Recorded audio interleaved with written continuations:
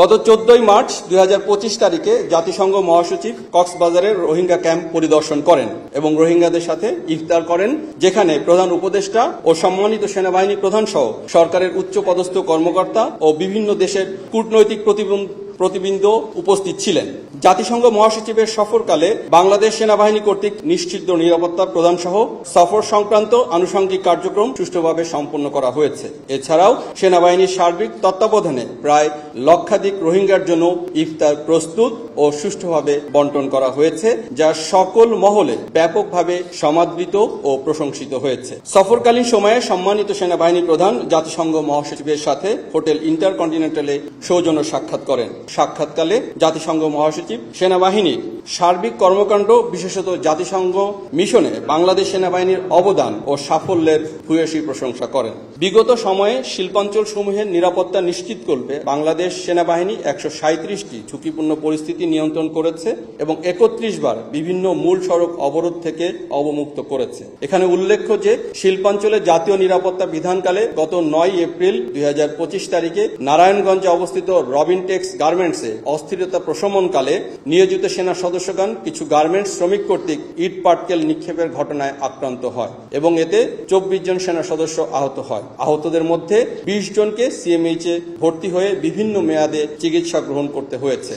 উল্লেখ্য যে ঈদ পূর্ব গার্মেন্টসে অস্থিরতা মোকাবেলায় সেনাবাহিনী, মালিক পক্ষ, শ্রমিক পক্ষ, মন্ত্রণালয়, শিল্পাঞ্চল পুলিশ ও বিজিএমই সহ সংশ্লিষ্ট সকলের সাথে সমন্বয় সাধন করে শ্রমিকদের বেতন ও ভাতা পরিশোধে বিশেষ ব্যবস্থা করে, যা শ্রমিকদের মাঝে ঈদ পূর্ববর্তী গতানুগতিক অস্থিরতা প্রশমনে অত্যন্ত কার্যকর ভূমিকা রাখে। শিল্পাঞ্চল ছাড়াও সেনাবাহিনী বিগত 2 মাসে 232টি বিভিন্ন ধরনের বিশৃঙ্খল পরিস্থিতি নিয়ন্ত্রণ করেছে, যার মধ্যে শিক্ষা প্রতিষ্ঠান সংক্রান্ত ঘটনা ছিল 37টি, সরকারি অফিস সংক্রান্ত 24টি, রাজনৈতিক কন্দল 76টি এবং অন্যান্য বিভিন্ন ধরনের ঘটনা ছিল 95টি।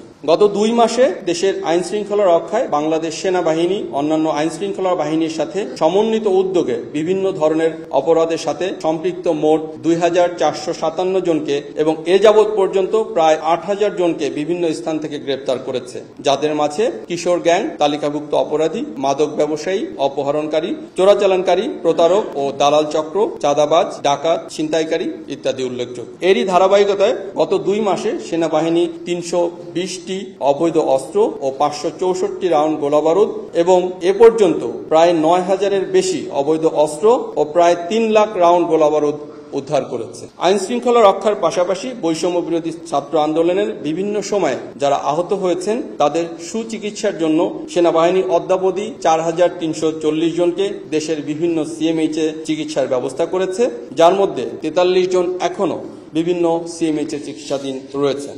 বৈষম্য বিরোধী ছাত্র আন্দোলনে আহতদের সম্মানার্থে বাংলাদেশ সেনাবাহিনী কর্তৃক গত 23 মার্চ 2025 তারিখে সেনা মালঞ্চে ইফতার ও দোয়া মাহফিল এবং 25 মার্চ 2025 তারিখে আর্মি মাল্টিপারপাস কমপ্লেক্সে আহত ও শহীদ পরিবারের সম্মানে সংবর্ধনা আয়োজন করা হয়, যেখানে সম্মানিত সেনাবাহিনী প্রধান উপস্থিত থেকে সকলের খোঁজ খবর নেন, চিকিৎসা সহ সকল ধরনের সহযোগিতার আশ্বাস দেন। বৈষম্য বিরোধী ছাত্র আন্দোলনে আহত ছাত্রছাত্রী পরিবারের সম্মানার্থে আয়োজিত ইফতার অনুষ্ঠানেও সম্মানিত সেনাবাহিনী প্রধান অংশগ্রহণ করেন। সেনাবাহিনীর এই আন্তরিকতায় উপস্থিত আহত ছাত্রছাত্রীবৃন্দ ও পরিবারবর্গ আবেগ আপ্লুত হয়ে পড়ে এবং সেনাবাহিনীর প্রতি কৃতজ্ঞতা প্রকাশ করে।